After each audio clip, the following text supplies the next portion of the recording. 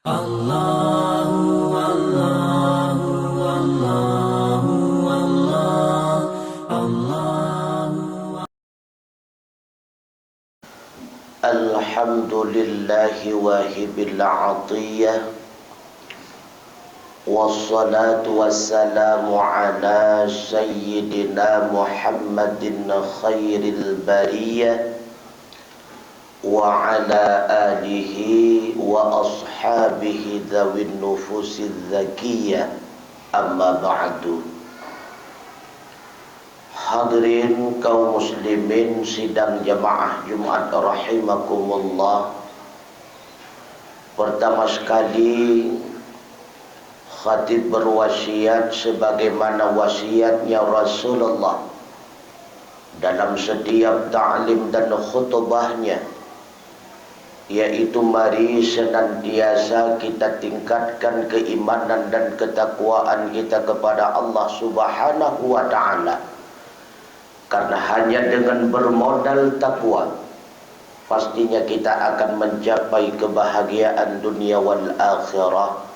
Wa tazawwadu fa inna khairaz zadit taqwa.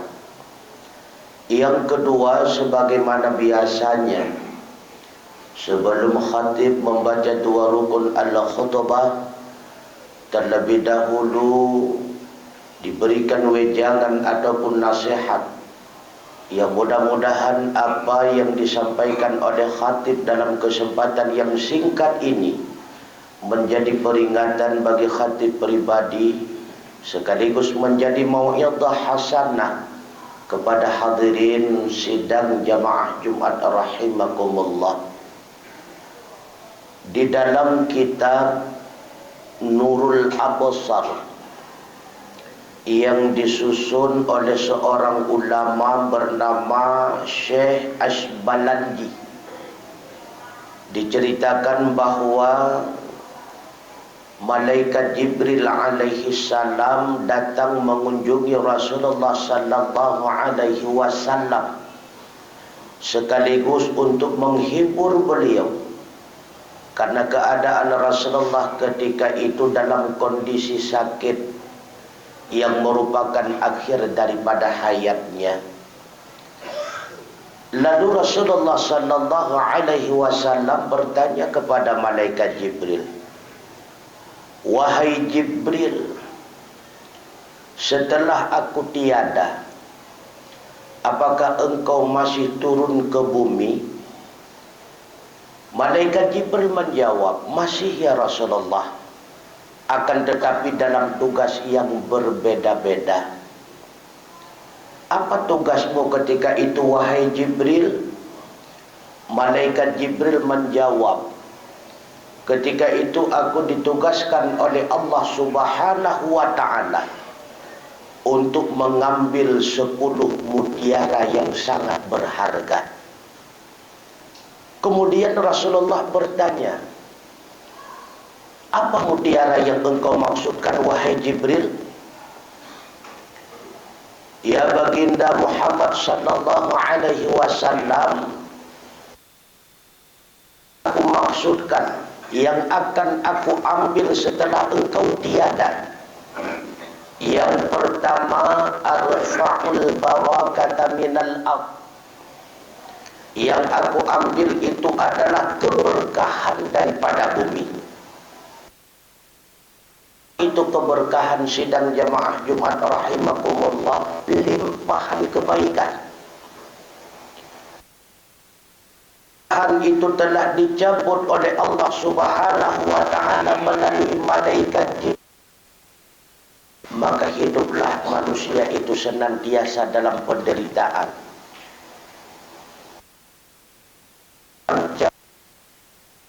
Kamu yang berbahagia, keberkahan harta diambil oleh Allah, keberkahan harta dan sebagainya.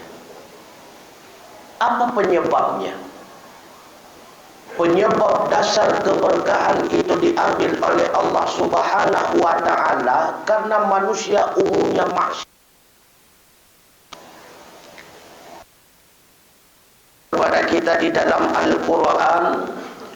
Lau anna ahlal qura amanu wattaqau lafatahna alaihim barakatin minas samai wal ard. Seandainya ahli negeri itu beriman dan bertakwa kepada Allah Subhanahu wa ta'ala, lafatahna, kata Allah, sungguh kami bukakan di atas mereka keberkatan-keberkatan minas sama. Kami curahkan keberkahan itu daripada langit, dan juga kami keluarkan keberkahan itu daripada bumi. Maka kemaksiatan itu merupakan penyebab utama Allah cabut kembali keberkahan yang telah ada.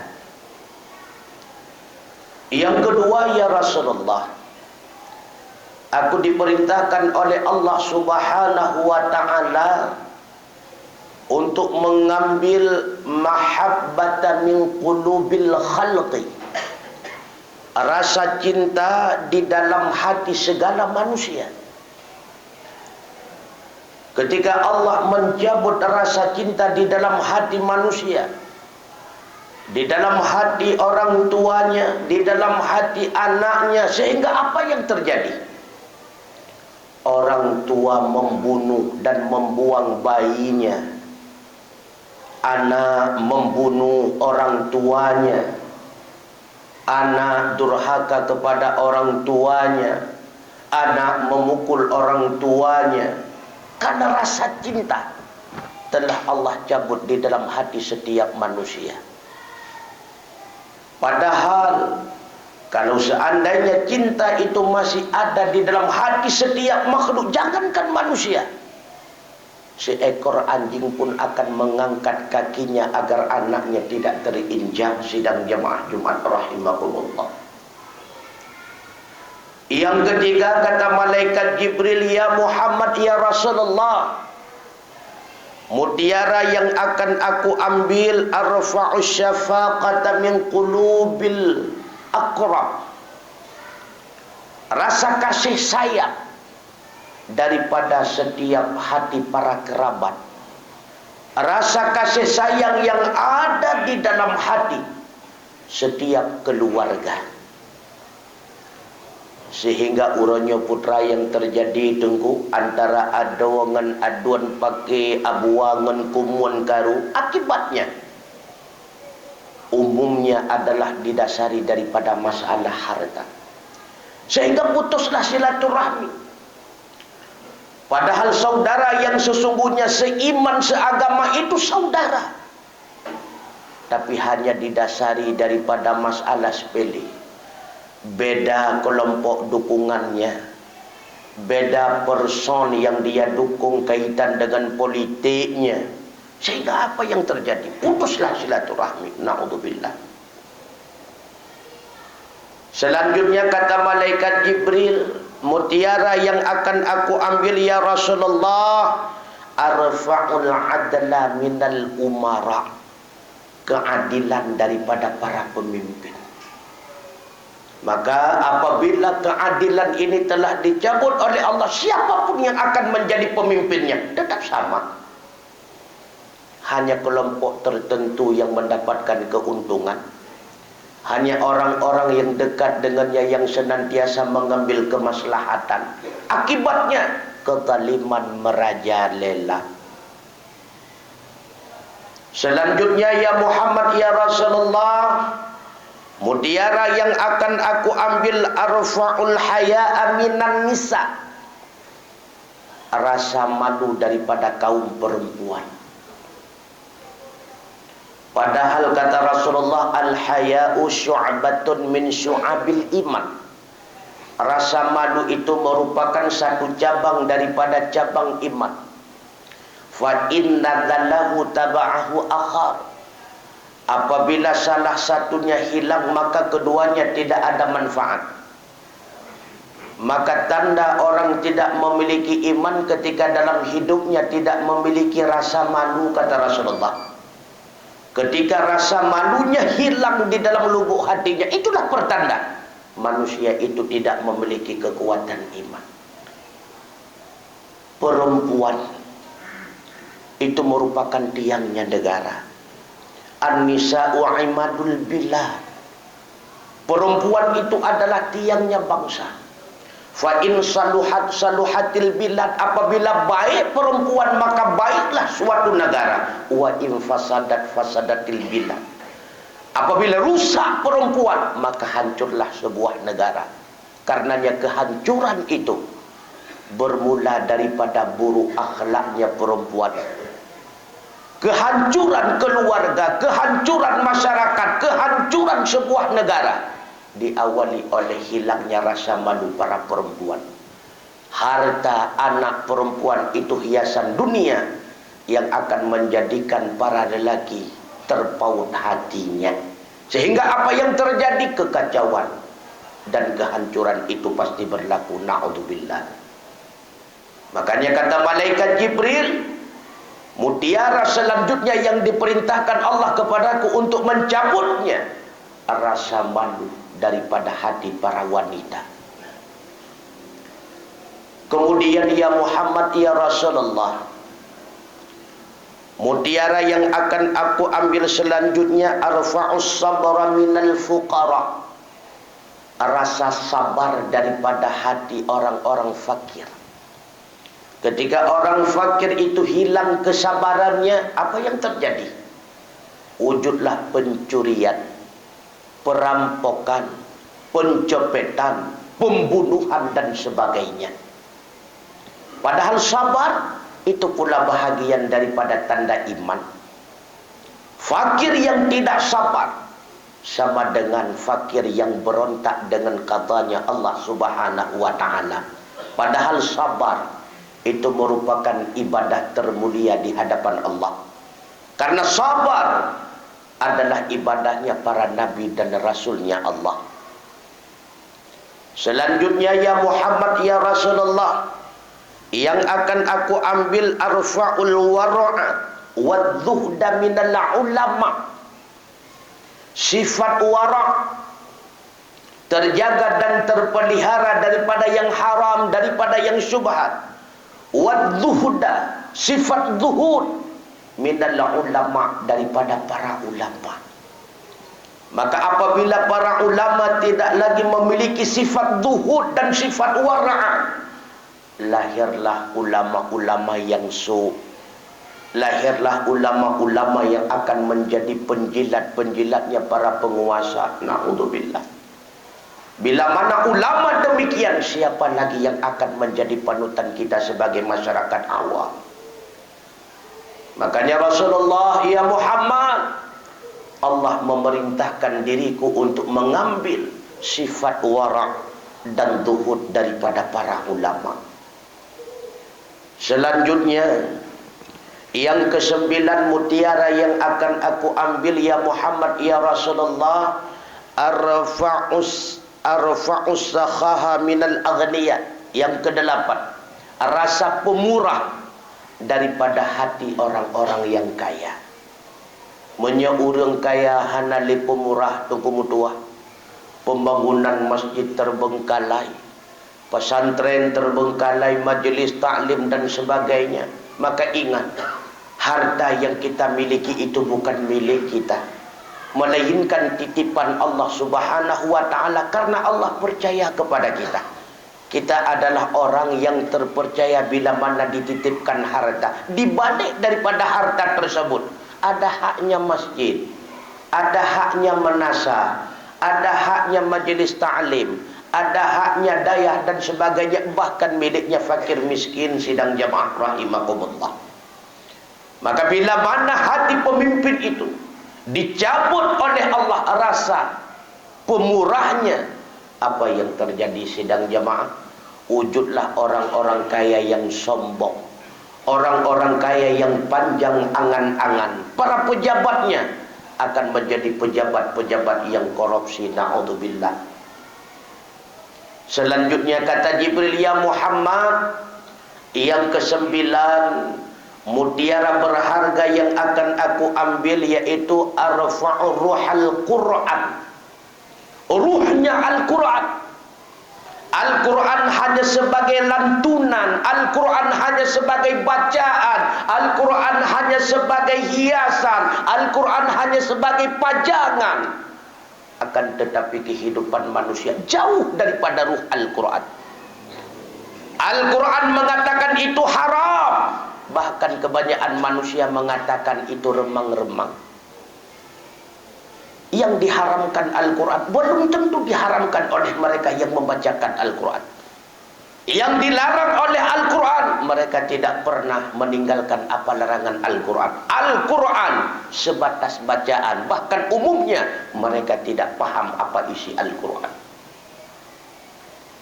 Yang terakhir, ya Muhammad, ya Rasulullah, mutiara berharga yang diperintahkan oleh Allah kepadaku untuk mengambilnya, arfa'ul iman, yaitu mencabut iman daripada hati setiap mukmin. Na'udzubillah.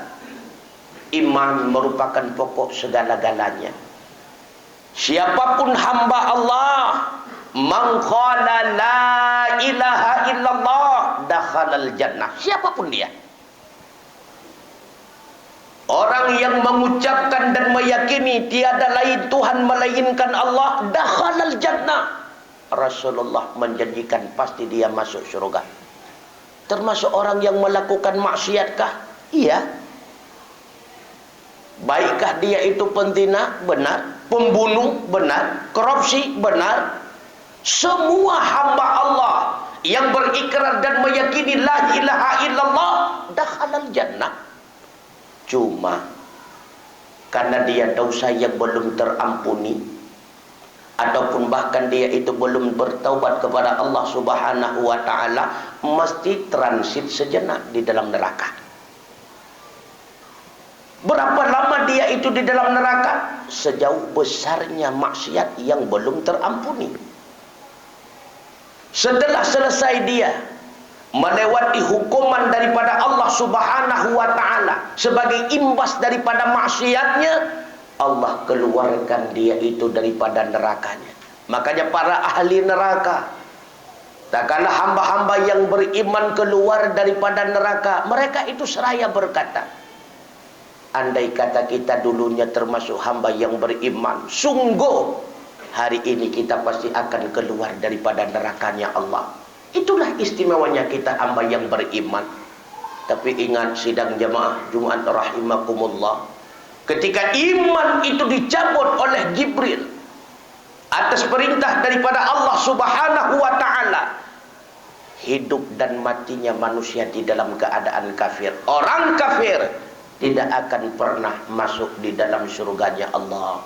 Orang yang kufur kepada Allah senantiasa khalidina fiha abada, kekal mereka selama-lamanya di dalam azab nerakanya Allah. Kiranya Allah Subhanahu wa ta'ala melindungi kita semua daripada azab nerakanya. Allah jadikan kita semua kiranya menjadi hamba-hamba Allah yang akan menjadi penghuni surganya Allah.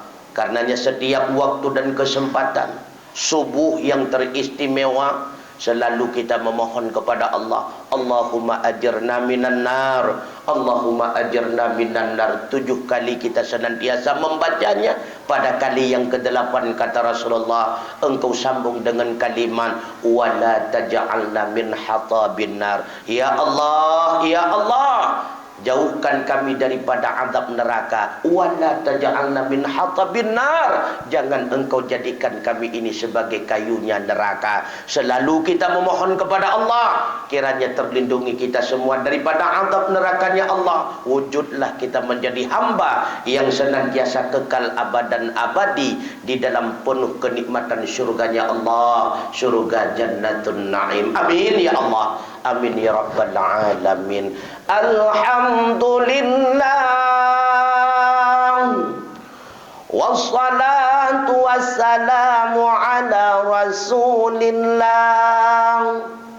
Muhammad ibn Abdillah wa ala alihi wa sahbihi wa mawala. Amma ba'du fa ya ibadallah ittaqullaha haqqa tuqatih ولا تموتن إلا وأنتم مسلمون. وقال الله تعالى في كتابه الكريم وهو أصدق القائلين: أعوذ بالله من الشيطان الرجيم. بسم الله الرحمن الرحيم.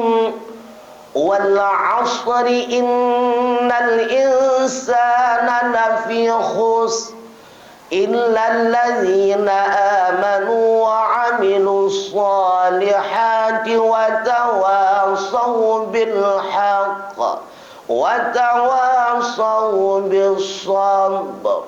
بارك الله لي ولكم في القرآن العظيم ونفعني وإياكم بما فيه من الآيات وذكر الحكيم وتقبل مني ومنكم تلاوته إنه هو الغفور الرحيم.